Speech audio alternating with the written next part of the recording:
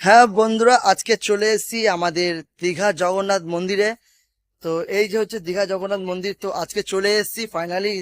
তো মানে অনেক দিন ধরে ইচ্ছা ছিল আসবো আসবো করে। তো অসাধারণ জায়গা বন্ধুরা, যারা আসোনি অবশ্যই আসো, আসবে, এসে অবশ্যই এই জায়গাটা ঘুরে যাবে, এই জগন্নাথ মন্দিরটা ঘুরে যাবে। অসাধারণ জায়গা আছে, জাস্ট অসাম। মানে ভেতরটা দেখলাম, খুব সুন্দর, খুব সুন্দর মানে লোকেশনটা। দেখো মন্দিরটা দেখো। মানে এতদিন তো যাই হোক আসতে পারিনি, বাইরে ফটোতে দেখেছি, ভিডিওতে দেখেছি, ফোনেতে সবই দেখেছি, নিজের চোখে দেখিনি, আজকে নিজের চোখে দেখলাম।